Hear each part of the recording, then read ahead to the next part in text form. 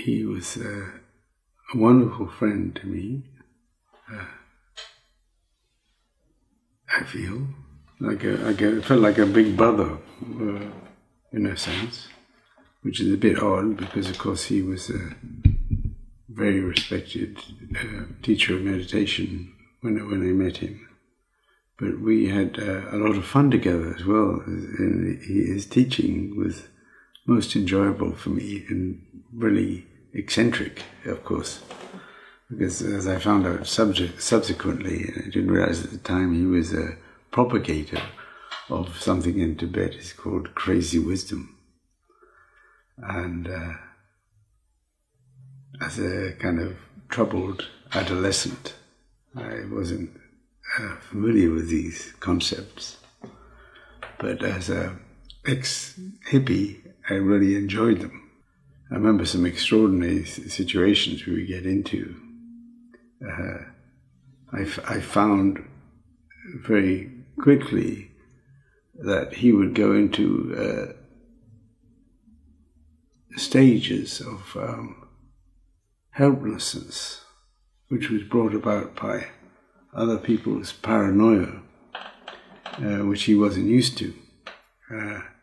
Despite all his meditation experience, he would become as if he was drunk, and he would become incapable, like a drunk person. And fortunately, because of my conditioning in the West, I was very familiar with these vibrations of paranoia, which are part of our culture, which are very unpleasant, but they're part of our culture. And I began to understand when he was being affected by these things, and I would look after him. At first I thought he was just drunk, and he pleaded with me to understand that he wasn't drunk at all. And I watched him. In fact, it was clear that although he did drink, this is not to do with him being drunk. And I would pick up a vibration from various people that he would get involved with, which would send him into one of these states of where he was, impossible for him to act in any coherent way. And we had a sort of sign language between us. And I would say to him, we have to post a letter. This is our secret code. We have to post a letter. And I remember him once giving a talk at some Buddhist society. I won't say which, but it was a very big kind of name at the Buddhist society.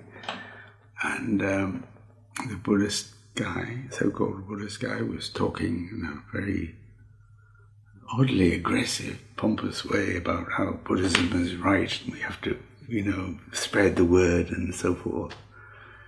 And Trungpa was asked to start talking, and I could see he'd been really affected by this, and he started talking, and it was coming on, a sort of slurring voice, and I wasn't willing to see him embarrassed in this situation, because I have my respect and love for him.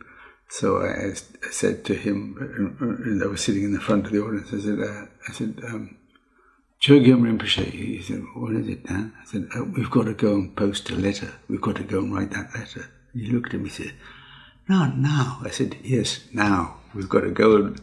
And he said, so he had to say, I'm sorry, I think I have to go and post a letter. And we got him out of there.